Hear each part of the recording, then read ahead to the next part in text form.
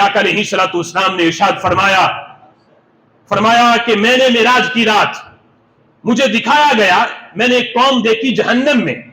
بطونہم کالبیوت، جن کے پیٹ بہت بڑے گھر کی طرح تھے، اور فرمایا فیہا حیات،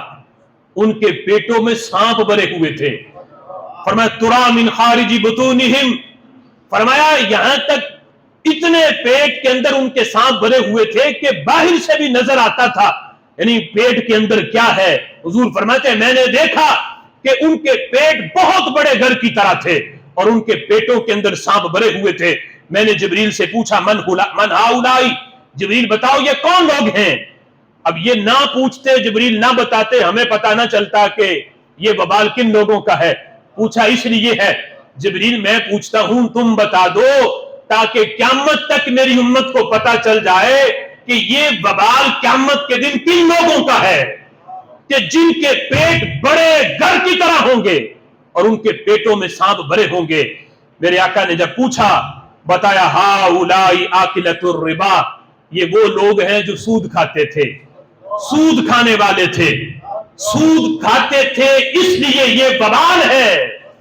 کہ ان پہ قیامت کے دن ان کے بڑے پیٹ ہیں اور پیٹ ان کے سانپوں سے بھرے ہوئے ہیں۔ میرے محبوب نے تو یہاں تک بیان کیا، فرمایا اذا اقرض الرجل الرجل فلا یاخذ ہدیہ، فرمایا جو بندہ کسی کو قرض دے کسی کو، فرمایا اب جس کو قرض دیا ہے وہ بدلے میں کوئی تحفہ دے تو فرمایا یہ قرض دینے والا تحفہ قبول نہ کرے کہ یہ بھی ہو سکتا ہے سود میں نہ آ جائے، فرمایا ہو سکتا ہے وہ قرض اس وجہ سے ہدیہ دے رہا ہو کہ اس بندے نے مجھے قرض دیا ہے۔ یہ عام طور پہ ہوتا ہے کہ ہم نے کسی پڑوسی سے ادھار لیا تو ہم جناب چیز پکاتے ہیں، اس کے گھر ضرور بھیجنی ہے،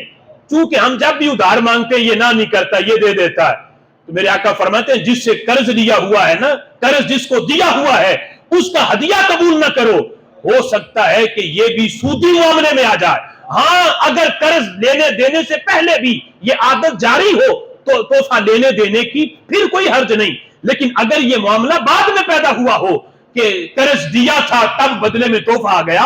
فرمایا یہ معاملہ بھی سودی ہے، اس سے بھی بچو۔ اور میں نے امام اعظم ابو حنیفہ رحمۃ اللہ علیہ کا وہ واقعہ کئی بار آپ کو سنایا کہ امام اعظم نے کسی کو قرض دیا،